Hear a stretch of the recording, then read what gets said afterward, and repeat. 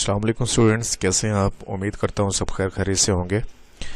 बच्चों, आज हम स्टार्ट कर रहे हैं एक्सरसाइज नंबर 3.7। 3.7 में हम जो टॉपिक करने जा रहे हैं वो वेरिएशंस ही है। हमने 3.2 में वेरिएशंस किया। वेरिएशंस उसमें इस तरह के थे कि या हम डायरेक्ट वेरिएशन की बात करते थे या फिर इन्वर्स की बात करते थे, ठीक है। फिर हमने 3.5 एक्सरसाइज की, वो भी वेरिएशंस की थी, लेकिन उसमें जॉइंट वेरिएशन थी। मतलब एट अ टाइम एक ही क्वेश्चन में एक से ज़्यादा टाइप की वेरिएशंस आ रही होती थी। डायरेक्ट भी हो सकती थी, इन्वर्स भी हो सकती थी। आज की जो एक्सरसाइज है ये भी वेरिएशंस के रिलेटेड है। ये डायरेक्ट भी इसमें कुछ क्वेश्चंस हैं, कुछ इन्वर्स वेरिएशन के क्वेश्चन हैं और कुछ जॉइंट वेरिएशन के क्वेश्चंस भी हैं। ये जो क्वेश्चंस हैं ये हमारे डेली लाइफ में जो प्रॉब्लम्स आती हैं, जो हम डेली लाइफ में हम क्वेश्चंस करते हैं, ये उनसे रिलेटेड हैं और वेरिएशंस के बारे में हैं। तो टोटल 9 क्वेश्चंस हैं। को 2-3 क्वेश्चन मैंने इसमें से सिलेक्ट किए हुए हैं और ये प्रीवियस 3.5 और 3.2 एक्सरसाइज के जैसे अगर आपको वो आती है तो इंशाल्लाह इसमें भी कोई मसला नहीं होगा।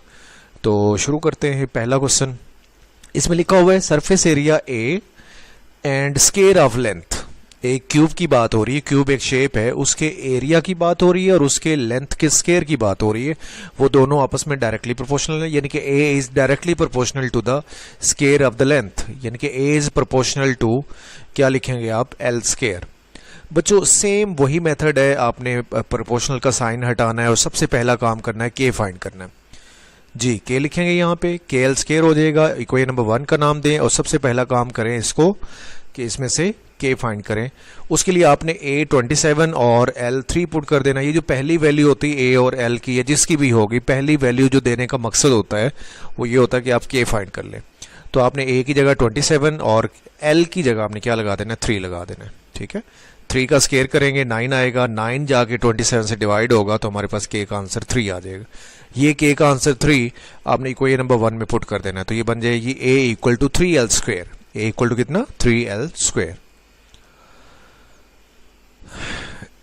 ए इक्वल टू 3l स्क्वायर जो है इसे आपने इक्वेशन नंबर 2 का नाम देना है। अब इसमें दो चीजें हैं, आप ए फाइंड करना चाहें तो आपके पास एल होना चाहिए, आप एल फाइंड करना चाहें तो आपके पास ए होना चाहिए। हमारे पास फर्स्ट पार्ट में पूछा होगा कि आपने ए फाइंड करना है, जबकि एल की वैल्यू हमें 4 गिवन है, तो हम एल की जगह 4 लगा देंगे। एल की जगह 4 लगाएं, स्क्वायर लें, स्क्वायर लेंगे तो 16 आएगा, 16 इंटू 3 कितना हो जाएगा, 48। ए का आंसर 48 स्क्वायर यूनिट्स आ गए, ठीक है। अब हमें एल फाइंड करना है, जबकि ए हमारे पास, अच्छा ए के साथ आपने स्क्वायर यूनिट्स का वर्ड जरूर यूज करना है। जो बुक में जो एक्सरसाइज में आपके यूनिट्स यूज हुए ना ए के लिए, आप वही यूज करेंगे। एरिया वैसे मीटर स्क्वायर में होता है, सेंटीमीटर स्क्वायर में भी होता है, किलोमीटर स्क्वायर में भी होता है, किसी में भी हो सकता है, बट जो भी यूनिट आप यूज करते हैं वो उनका स्क्वायर होता है, ये आपको अच्छी तरह पता होना चाहिए। तो हमें यहाँ पे कुछ स्पेसिफिक यूनिट नहीं पता, इसलिए हम क्या लिख देंगे, स्क्वायर यूनिट्स लिख देंगे। अब हमने एल फाइंड करना है। ए हमें गिवन है 12, तो हम इक्वेशन नंबर 2 में ए की जगह 12 लगा देंगे। अगले स्टेप में क्या करेंगे, ये 3 12 के साथ क्या हो जाएगा, डिवाइड, तो बाकी बच जाएगा 4। और फिर हम क्या करेंगे बच्चों कि एल का स्क्वायर हटाने के लिए बोथ साइड स्क्वायर रूट लेंगे, तो एल स्क्वायर स्क्वायर रूट से कट जाएगा और 4 का स्क्वायर रूट आएगा +-2। लेकिन एल किस चीज का आंसर है, लेंथ का, तो लेंथ तो कभी नेगेटिव नहीं होती, लिहाजा हम क्या करेंगे कि नेगेटिव वाली वैल्यू को इग्नोर कर देंगे और जो पॉजिटिव वैल्यू होगी वही हमारा आंसर होगा। और इसके साथ हम यूनिट्स का वर्ड ऐड करेंगे कि एल की कोई यूनिट्स भी होने चाहिए, तो हम लिख देंगे एल इक्वल टू 2 यूनिट्स। ये हमारा सेकंड पार्ट का answer. Part number 1, question number 1 आपका यहाँ पे कंप्लीट हो गया। मूव करते हैं क्वेश्चन नंबर 6 की जानिब। बच्चों 6 में लिखा हुआ है कि लेबर कॉस्ट जो है, जिसको उसने सी का नाम दिया है, वो ज्वाइंटली वेरी करती है as a number of workers N and average number of days. यानी कि यहाँ पे आप लिखेंगे C directly proportional to the product of N and D. N इसमें क्या है, जब ज्वाइंटली की बात होगी तो आपने जो अगले नंबर होंगे, जो अगले पैरामीटर्स होंगे, उनका प्रोडक्ट लेके डायरेक्ट प्रोपोर्शन कर देना आपने। अगले नंबर कौन कौन से हैं, वर्कर्स जो एन है, डेज जो डी है, तो आप लिख दोगे C proportional to N D. C is proportional to ND, C is directly proportional to ND। अगला काम वही है जो आप पहले करते हैं कि इक्वल टू लगाएंगे, कांस्टेंट लगाएंगे और ND वैसे लिख देंगे। और सबसे पहला काम हम K फाइंड करेंगे। उसके लिए हमारे पास सी होना चाहिए, एन होना चाहिए, डी होना चाहिए। सी हमारे पास ये है, एन ये है और डी ये हम पुट कर देंगे इक्वेशन नंबर 1 में। इक्वेशन नंबर 1 में पुट करेंगे तो हमारे पास जो के का आंसर आएगा वो 27.5 आ जाएगा सॉल्व करने के बाद। कैसे सॉल्व करेंगे, इन दोनों को मल्टीप्लाई करके उधर जाके डिवाइड करवा दीजिएगा तो यही आंसर आ जाएगा आपके पास। अब ये के का नंबर आप पुट कर दें इक्वेशन नंबर 1 में। Put K equal to 27.5 into equation number 1, तो इक्वेशन 1 बन जाएगी C equal to 27.5 into N D वैसे आ जाएगा। That will be equation number 2। अब इक्वेशन नंबर 2 में आप तीन चीजें फाइंड कर सकते हैं। अगर सी फाइंड करना चाहें तो एन डी होना चाहिए, एन फाइंड करना चाहें तो आपके पास सी और डी होना चाहिए। मतलब जो आप फाइंड करेंगे बाकी जो दो चीजें होंगी, जो दो पैरामीटर्स होंगे वो आपके पास मौजूद होने चाहिए। तो आपके पास क्वेश्चन में एन और डी की वैल्यू गिवन है। ये देखिए, फाइंड लेबर कॉस्ट यानी कि सी फाइंड करें ऑफ 600 वर्कर्स, यानी कि एन की वैल्यू 600 है एंड डेज मींस डी की वैल्यू जो है वो कितनी 18 है। तो आपने ये वैल्यूज यहां पे पुट कर देनी। सो हम लिखेंगे to find C put N equal to 600 and D equal to 18 into equation number 2 put कर दें। ये के था, के वैसे आ गया, एन की जगह एन की वैल्यू और डी की जगह डी की वैल्यू। इनको मल्टीप्लाई करें, सिंप्लीफाई करें तो आपके पास ये क्या आ जाएगा, आंसर आ जाएगा। क्लियर हो गया बच्चों, ये कॉस्ट आ गई, ये सी आ गया और ये आपका फाइनल आंसर है। एक क्वेश्चन और करते हैं, क्वेश्चन नंबर 3। काइनेटिक एनर्जी जो होती है फिजिक्स में आप लोग पढ़ते हैं कि वो मैस और वेलोसिटी के स्केयर के डायरेक्टली प्रोपोर्शनल होती है, ठीक है। और जॉइंटली प्रोपोर्शनल का मतलब क्या होगा कि एम और वी स्केयर का आपने क्या लेना है, प्रोडक्ट, और काइनेटिक एनर्जी उसके क्या कर देनी है, डायरेक्टली प्रोपोर्शनल कर देनी है। तो आप लिखेंगे kinetic energy proportional to M V square. Jointly है तो इसलिए आप क्या लिखेंगे, एम वी स्केयर। अगला काम वही होगा, के ई इक्वल टू के इंटू एम वी स्केयर हो जाएगा। और सबसे पहला काम के फाइंड करना है, उसके लिए आपने काइनेटिक एनर्जी की, एम की और वी की वैल्यू पुट करनी जो कि गिवन है आपको। आपके पास काइनेटिक एनर्जी है 4320 फीट पर पाउंड, मैस है 45 पाउंड्स एंड वी है 24 फीट पर सेकेंड। ये आपने इक्वेशन नंबर 1 में पुट कर देना है। जहाँ पे के उसकी जगह ये लगाएं, एम की जगह 45 और वी की जगह 24 लिख के उसका स्केयर भी करना है आप लोगों ने, क्योंकि स्केयर आ रहा है यहाँ पे। इसे सॉल्व करेंगे, कैसे करेंगे, ये दोनों अमाउंट जो होंगी 45 और 24 का स्केयर लेके ये दूसरी तरफ जाके डिवाइड करवा देना। आप इसकी ऊपर और नीचे क्या कर लें, आप कटिंग कर लें। तो ये मैक्सिमम कटिंग करने के बाद, सिंप्लीफाई करने के बाद जो आंसर आएगा के का वो कितना आएगा, 1/6। बच्चों आप कोशिश करना कि फ्रैक्शन में यूज कर लेना तो ज्यादा बेटर होगा, आपका जो आंसर है वो बिल्कुल एक्यूरेट आएगा। कुछ बच्चे क्या करते हैं कि 1/6 जो आया इसे डिवाइड कर लेते हैं फर्दर और डेसिमल्स में आंसर लेके आते हैं। तो डेसिमल्स में करने के बाद क्या होगा कि आपका माइनर सा डिफरेंस आ सकता है आंसर के अंदर, फाइनल आंसर के अंदर माइनर सा डिफरेंस आएगा। इतना ज्यादा नहीं आएगा बट माइनर सा कभी कभार आ जाता है। उसमें ये होता है कि मोस्टली बच्चे राउंड ऑफ नहीं करते या इस तरह का कोई काम नहीं करते जिस वजह से उनका आंसर एग्जैक्ट नहीं आता। तो आप कोशिश करो कि ये फ्रैक्शन में यूज कर लो। के आपने पुट कर देना कहां पे, इक्वेशन नंबर 1 में। तो इक्वेशन 1 बन जाएगी K is equal to 1/6 M V square, ठीक है। अब आपको यहाँ पे के ई चाहिए, क्वेश्चन में यही लिखा हुआ है कि काइनेटिक एनर्जी फाइंड करो, जबकि एम और वी आपको गिवन होगा। एम कितना है 3000 पाउंड्स एंड वी कितना है 44 फीट पर सेकेंड। तो पुट कर दीजिए, 1/6 वैसे आएगा, एम की जगह 3000, वी की जगह 44 का स्केयर।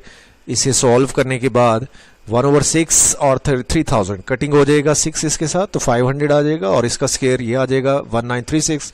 मल्टीप्लाई कर दें तो आपके पास आ जाएगा 968000 फीट पर पाउंड। ये आपका क्या होगा, आंसर होगा। किस चीज का आंसर होगा, काइनेटिक एनर्जी का। एक्सरसाइज आपकी कंप्लीट हो गई है।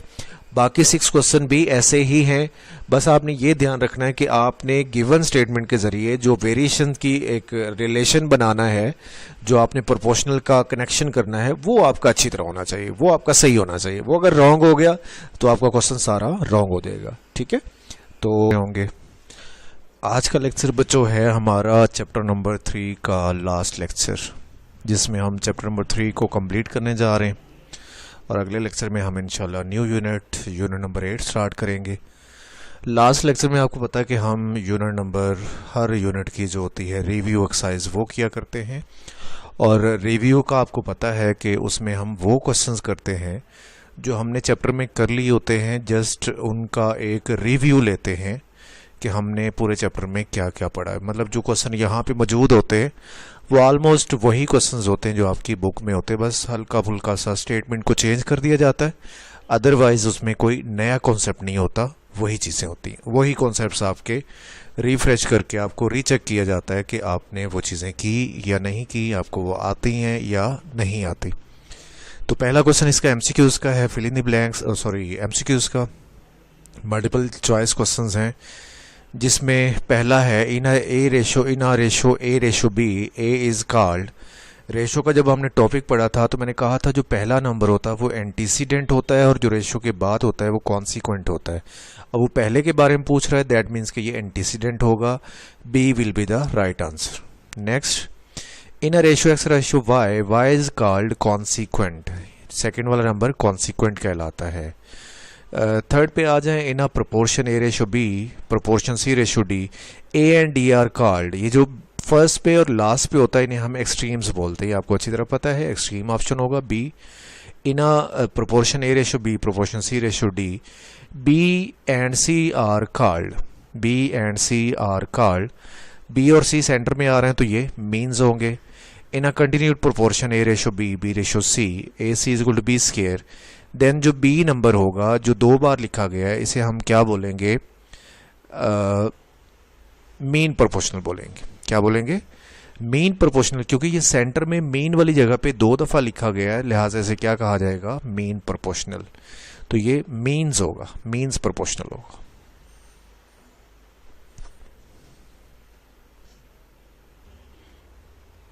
सिक्स वाला MCQs, in a continued proportion A ratio B ratio C the number C is said to be third proportional of A and B to A and B. ये हमने 3.3 exercise में पढ़ा था कि जब हमें दो अमाउंट्स गिवन होते हैं तो हम लिखते हैं ए रेशो बी और सेकंड वाली अमाउंट की जो रेशो लेते हैं वो हम दोबारा फिर लेते हैं और एंड पे हम जाके लिखते हैं सी। वो जो सी नंबर होता है जो लास्ट पे लिखा जाता है वो नंबर क्या कहलाता है, थर्ड प्रोपोर्शनल। उसके बाद है find X in the proportion. ये सातवां MCQs as a short question भी आ सकता है, तो आप इसे सॉल्व करेंगे कैसे, product of means product of extreme लगा के 5 इंटू एक्स करेंगे तो 5x आ जाएगा और 4 इंटू 15 करेंगे तो कितना आ जाएगा, 60 आ जाएगा। 5x इक्वल टू 60 के साथ वो जो 5 होगा वो डिवाइड होगा तो 12 आंसर आ जाएगा, 12 आपका राइट आंसर होगा। इसमें लिखा हुआ है कि u is proportional to V square. आप प्रोपोर्शनल का साइन हटाएंगे तो k लगाएंगे तो ये हो जाएगा u equal to K V square, तो आपका बी ऑप्शन होगा। यहाँ पे भी यही चीज़ है कि प्रोपोर्शनल का साइन हटा के k लगाएंगे तो ये हो जाएगा Y square equal to k over X cube, आपका ए आंसर होगा, राइट आंसर। ठीक है, नेक्स्ट 10 वाला एमसीक्यूज वेरी वेरी इंपॉर्टेंट, ये आपको मैंने उसमें असेसमेंट में भी दिया था। तो u over v equal to v over w is equal to k, ये दोनों को इक्वल टू k सपोज करें आप, तो आप पहले u ओवर v को इक्वल टू k करेंगे तो यहाँ से आ जाएगा u इक्वल टू वी के। जब आप v इक्वल टू w के v ओवर w करेंगे इक्वल टू k तो वहाँ से आपको मिलेगा v इक्वल टू w के। तो आपके पास u आया था v के, आपने v की वैल्यू जो w के निकलेगी वो वहाँ पुट करनी, तो आपको जो आंसर मिलेगा वो मिलेगा u इक्वल टू w के स्क्वायर। फर्स्ट वाला आपका राइट आंसर होगा। थर्ड प्रोपोर्शनल, इसको आप सॉल्व करेंगे,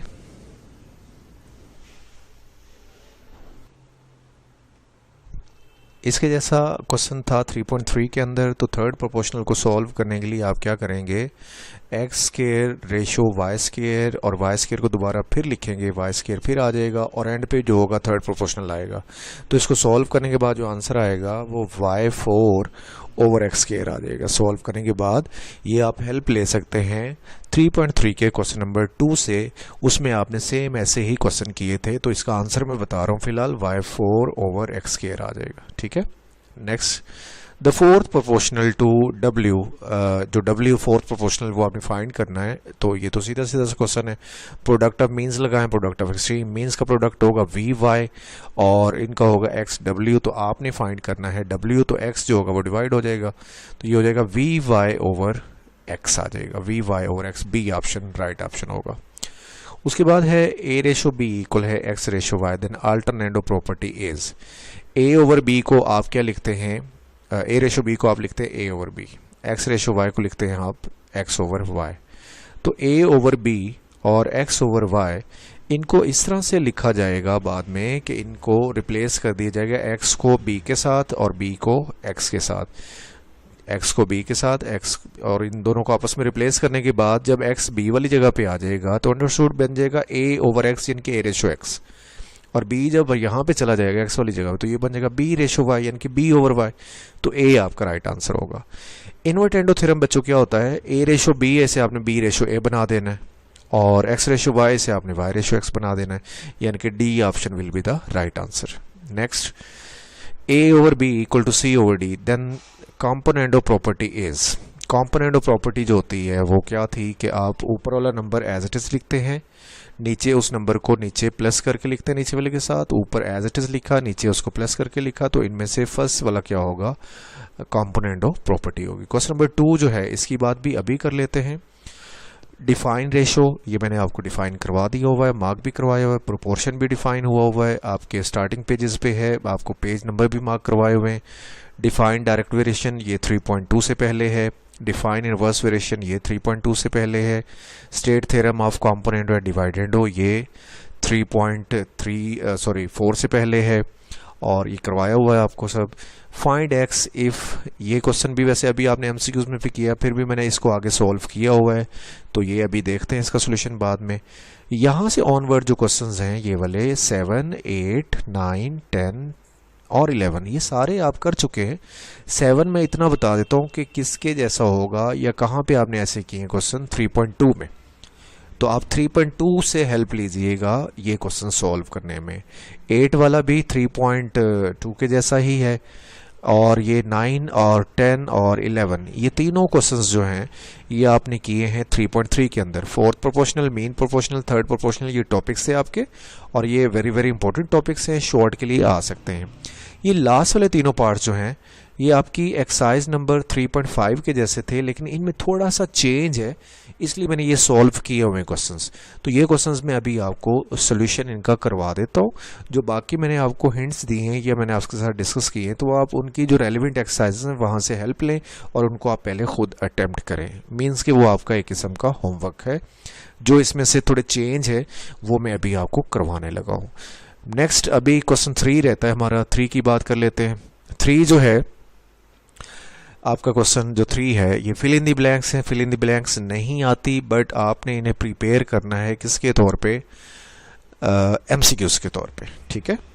तो एमसीक्यूज के तौर पे जब इन्हें तैयार करेंगे आप, तो आपके पास जो ये ब्लैंक्स हैं इनको वो एज अ एमसीक्यूज बना के अगर देता है तो आपको बस इसका राइट आंसर पता होना चाहिए, ठीक है। तो पहला जैसे है, इसमें से अगर हम क्या करें x plus Y into X square plus X Y plus Y square over X cube minus Y cube, तो ये नीचे बन जाएगा formula x minus Y into आ जाएगा X square plus X Y plus Y square. बच्चों आपको ये फार्मूला क्यूब का आना चाहिए। तो फिर क्या होगा कि X square plus Y square वो ऊपर वाले फैक्टर से कैंसिल हो जाएगा, और इसका जो राइट आंसर बनेगा वो एक्स प्लस वाई और ओवर एक्स माइनस वाई आ जाएगा। X plus Y over X minus Y आ जाएगा, ठीक हो गया बच्चों। X plus Y over X minus Y आ जाएगा। सेकेंड वाला एमसीक्यूज जो है, जो ब्लैंक है, उसमें लिखा हुआ है in a ratio X ratio Y X is called antecedent. X is called antecedent, इसे एंटीसीडेंट कहा जाता है। In a ratio A ratio B is called consequent, B is called consequent. ये अभी रिपीट हो रहे हैं एमसीक्यूज भी, अभी आपने ये किए तो इसलिए मैं इनको लिख नहीं रहा। In a proportion A ratio B proportion X ratio Y A and Y are called extremes. In a proportion P ratio Q proportion M ratio N Q and M are, Q and M centre में आ रहे हैं तो इनको means कहा जाता है। In a proportion 7 ratio 4 proportion P ratio 8 is equal to P equals to क्या होगा, तो आपने मीन्स को प्रोडक्ट लेना है 4p आ जाएगा, और 7 और 8 का लेना है प्रोडक्ट, तो ये आ जाएगा 56 आ जाएगा। 56 को 4 से डिवाइड करें, जो आंसर आएगा वो आपका राइट आंसर होगा। 8 7 56 कर ले, ठीक है, और 4 इंटू पी 4p, तो 4 56 से डिवाइड करके जो आएगा वो आपका आंसर होगा। इसमें m और 9 को मल्टीप्लाई करें, 9m हो जाएगा। 6 और 12 को मल्टीप्लाई करें, वो 72 हो जाएगा, और फिर 9 को 72 से डिवाइड करेंगे तो m का आंसर आ जाएगा। एक्स एंड डब्ल्यू x and y varies directly, then x equal to क्या होगा के वाई। आप पहले लिखेंगे ना x proportional to y, proportional का साइन हटाएंगे तो क्या लगाएंगे आप के लगाएंगे, तो एक्स इक्वल टू क्या आ जाएगा के वाई आ जाएगा। v varies directly as u cube, तो आपने लिखना है v equal to k u cube. पहले क्या लिखेंगे v equals to k u cube, v equals to k u cube. फिर आपने वहां से u की वैल्यू निकालनी है, तो वो जो k होगा वो v के साथ क्या हो जाएगा डिवाइड, तो u क्यूब इक्वल टू आएगा v ओवर k, क्या आ जाएगा v ओवर k। अगले में लिखा हुआ है कि w वेरी करता है इनवर्सली एज पी स्केयर, तो ये आ जाएगा w equal to k over p square, w equal to k over p square. तो वहां से जो k के साथ हमें k फाइंड करना होगा, तो पी स्केयर नीचे आ रहा होगा डिवाइड हो रहा होगा, वो w के साथ क्या हो जाएगा मल्टीप्लाई, तो k इक्वल टू आ जाएगा पी स्केयर w या w square w P square. ठीक है, k का आंसर क्या आएगा P square w। Third proportional of this number is 12 और 4 का थर्ड प्रोपोर्शनल फाइंड कर ले। 3.3 एक्सरसाइज का क्वेश्चन नंबर जो 1 था उसमें आप थर्ड प्रोपोर्शनल करते थे, तो इसमें क्या करेंगे आप 12:4 लिख के आगे x लिखेंगे। ठीक है, 12:4 लिख के आगे x लिखेंगे, फिर फार्मूला लगा देंगे product of means product of extreme का, तो आपके पास क्या आ जाएगा राइट आंसर आ जाएगा। फोर्थ प्रोपोर्शनल ऑफ 15, 6 एंड 5 क्या होगा, आपने लिखना है 15:6 प्रोपोर्शन 5:x, तो मीन्स प्रोडक्ट मीन्स आ जाएगा 5 6 30 और प्रोडक्ट ऑफ एक्सट्रीम आ जाएगा 15x, तो इसका राइट आंसर 2 बन जाएगा। आप उसको सॉल्व करके लिख सकते हैं। 3.3 के क्वेश्चन नंबर 2 के जैसा है ये। The mean proportional of this and this, इन दोनों का मीन प्रोपोर्शनल होगा, ये दोनों लास्ट पे आ रहे होंगे और सेंटर पे वो मीन आ रहा होगा। 3.3 का क्वेश्चन नंबर 3 उसके जैसा करना है आपने, तो इन दोनों को मल्टीप्लाई करें, जो आंसर आएगा उसका स्क्वायर रूट ले लेंगे, तो क्या आ जाएगा आपके पास मीन प्रोपोर्शनल आ जाएगा। कंटिन्यूड में भी यही होता है कि दरमियान वाले का स्क्वायर लेते हैं और जो एंड वाले होते हैं उनको मल्टीप्लाई कर देते हैं। m स्क्वायर इक्वल टू 36 आएगा, उसका अंडर रूट लेंगे स्क्वायर रूट लेंगे, तो +-6 आपका क्या होगा राइट आंसर होगा। ठीक हो गया बच्चों, ये फिल इन द ब्लैंक्स है। आज मैंने आपको गाइड किया है, पूरा सॉल्व करके नहीं दिखाया एमसीक्यूज को, ये ब्लैंक्स को, ये आपका एक किस्म का होमवर्क है, इतना मुश्किल नहीं था, लिहाजा मैंने आपको टोटल जितने भी ब्लैंक्स हैं मैंने सारे डिस्कस कर लिए हैं आपके साथ। इनके जो सॉल्यूशंस हैं वो एज अ शॉर्ट भी आ सकते हैं, एज अ एमसीक्यूज भी आ सकते हैं, तो आप इस क्वेश्चन को भी करेंगे, इसको स्किप नहीं करेंगे। ठीक हो गया बच्चों। अब जो क्वेश्चन सॉल्व करने वाले थे वो मैंने आपसे कहा कि मैं आपको अलग से सेपरेटली लास्ट पे, लेक्चर के लास्ट पे उनका सोल्यूशन निकलवा देता हूँ, कर देता हूँ अभी। जी बच्चों, मैंने जो पार्ट्स कहे आपको सॉल्व करवाने के लिए, उसमें से पार्ट नंबर 6 है। वैसे ये इतना मुश्किल क्वेश्चन नहीं था, आपने एमसीक्यूज में भी देखा है, उसमें फिल इन द ब्लैंक्स में भी था। जस्ट आपने प्रोडक्ट ऑफ मीन्स और प्रोडक्ट ऑफ एक्सट्रीम का फार्मूला लगाना है, उसे सॉल्व कर लेना है।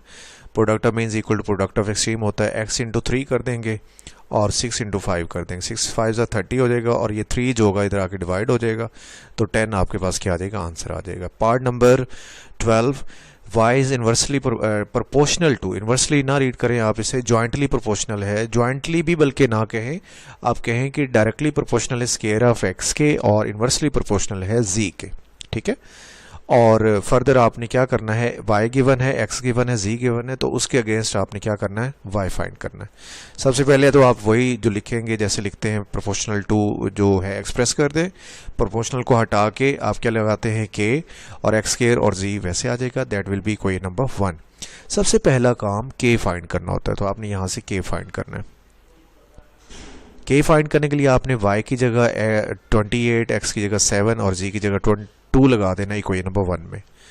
y की जगह 28, x की जगह 7, 7 का स्क्वायर करें, z की जगह 2, 2 वैसे आ जाएगा, ये आ जाएगा 56/49, कटिंग करके कितना आ जाएगा 8/7। आप इसे पुट करेंगे इक्वेशन नंबर 1 में। इक्वेशन नंबर 1 में पुट करने के बाद आपके पास जो आंसर आएगा वो आएगा k की जगह लग जाएगा 8/7 और x स्क्वायर ओवर z आ जाएगा वैसे। बच्चों इसके बाद आपको कोई x गिवन नहीं है, कोई y गिवन नहीं है, जस्ट पहला जो x, पहला y, पहला z गिवन था वो हमने यूज कर लिया है। किस लिए यूज कर लिया है, हमने k फाइंड कर लिया उससे। तो अब देखिए हमारे पास कोई नेक्स्ट वैल्यू है ही नहीं, जिसके अगेंस्ट हम y की वैल्यू फाइंड करें। अगर हमारे पास कोई और x होता, कोई और z होता, तो हम y की वैल्यू फाइंड कर सकते थे। यानी कि हमारे पास जो y का आंसर आएगा इस क्वेश्चन के अंदर वो आएगा x की फॉर्म में और z की फॉर्म में। वो हमारा x का आंसर जो होगा वो इन टर्म्स ऑफ होगा x एंड z। तो ये कन्फ्यूजन हो जाती है इन तीनों पार्ट्स में कि बच्चे कहते हैं सर इसमें ये क्वेश्चन इनकम्प्लीट है, इसमें हमें स्टेटमेंट पूरी गिवन नहीं, हमें x और z की वैल्यू तो गिवन ही नहीं जो हमने फाइंड करनी है, y फाइंड करने के लिए हमने यूज़ करनी है। x होगा z होगा तो हम y फाइंड करेंगे ना, बच्चे ये कहते हैं। जबकि ये क्वेश्चन इनकम्प्लीट नहीं है, इसमें जो y का आंसर मिलता है वो इन टर्म्स ऑफ मिलता है x एंड z, यानी कि y का आंसर x और z की फॉर्म में मिलेगा। तो आप इसे गलत नहीं कहेंगे, इनकम्प्लीट नहीं कहेंगे, इसका ये बिल्कुल राइट आंसर है, यही इसका बुक में आंसर है और आपने इसको ऐसे ही करना है। एक क्वेश्चन और मैंने इस तरह का सिलेक्ट किया है, इसलिए मैंने ये क्वेश्चंस करवाए हैं ताकि आपकी जो कन्फ्यूजन है वो दूर हो जाए। z is jointly proportional to x y, then z given है और x गिवन है और y गिवन है। ये जो पहली वैल्यू होती है ये तो आपको पता है कि k फाइंड करने के लिए होती है, और जो z फाइंड करना है उसके अगेंस्ट कोई वैल्यू नहीं कि x इतना हो, y इतना हो और z इतना हो, तो हम x और y इतना हो तो हम z फाइंड करें, तो वो तो हमें गिवन ही नहीं। ये पहला x पहला y पहला z हमें इसलिए दिया गया ताकि हम k फाइंड कर लें। तो हम इसको सॉल्व करने के लिए लिखेंगे उसी तरह z proportional to x y, z equal to k x y, और हम वैल्यूज लगाएंगे x की जगह 2, z की जगह 36 और y की जगह 3 इक्वेशन नंबर 1 में। तो ये सॉल्व करने के बाद हमारे पास आ जाएगा 6, k का आंसर 6 आ गया। k का आंसर 6 आप इक्वेशन नंबर 1 में पुट करिए तो इक्वेशन नंबर 1 बन जाएगी z equal to 6xy, that is the final answer, that is the final solution. और ये z का आंसर भी x और y की फॉर्म में आएगा, इन टर्म्स ऑफ x आएगा, यानी कि आप इसे इनकम्प्लीट मत कहिएगा। बच्चे कहते हैं कि सर z का आंसर तो तब हम फाइंड करेंगे जब हमारे पास x और y होगा, वो तो सर आपने दिया नहीं, ऐसे कह रहे होते। तो ये सेंस नहीं बनती, ये आंसर बिल्कुल सही है और आपने इसको ऐसे करना है, ये answer in terms of x और y आना चाहिए, ये आएगा। ठीक है, एक और क्वेश्चन है जो बोर्ड में भी काफ़ी दफ़ा आ चुका है, ये लास्ट वाला पार्ट। ये पार्ट भी वैसे ही है कि w इन्वर्सली प्रोपोर्शनल है v स्क्वायर के, तो आपने इसको भी सॉल्व करना और इसका आंसर भी w का जो आएगा वो इन टर्म्स ऑफ v आएगा। निकाले से सॉल्व करें, w प्रोपोर्शनल ख़त्म करके इक्वल टू लगाया, k लिख लिया कांस्टेंट ओवर v स्क्वायर, वैसे आ गया। और सबसे पहले आप क्या करेंगे, इसमें से w और 3 पुट, w और उसकी जो v की वैल्यू है वो पुट करके आपने k फाइंड कर लेना है। w2 और v3 इंटू इक्वेशन नंबर 1 में पुट करें तो ये आ जाएगा w की जगह 2, k वैसे, v की जगह 3 का स्क्वायर करेंगे तो k 18 बन जाएगा। ये k 18 आपने इक्वेशन नंबर 1 में पुट कर देना है। इक्वेशन नंबर 1 में पुट करेंगे तो हमारे पास जो k का फाइनल आंसर निकलेगा, सॉरी उसका w का फाइनल आंसर निकलेगा वो k over 18 over v square मिलेगा, यानी कि k वाली जगह पे आपने उसकी वैल्यू पुट कर देनी है, तो क्या बन जाएगा 18 ओवर v स्क्वायर, ये आपका फाइनल आंसर होगा। इसके साथ ही हमारा आज की एक्सरसाइज का लेक्चर भी खत्म हुआ और हमारे चैप्टर 3 का भी लास्ट लेक्चर जो था वो भी कंप्लीट हो गया। दैट मीन्स कि हमारा चैप्टर आज फिनिश। कल हम इंशाल्लाह नेक्स्ट लेक्चर के अंदर चैप्टर बी नेक्स्ट स्टार्ट करेंगे। तो तब तक के लिए अल्लाह हाफिज़, अल्लाह आपको अपने हिफ्ज़ व अमान में रखे।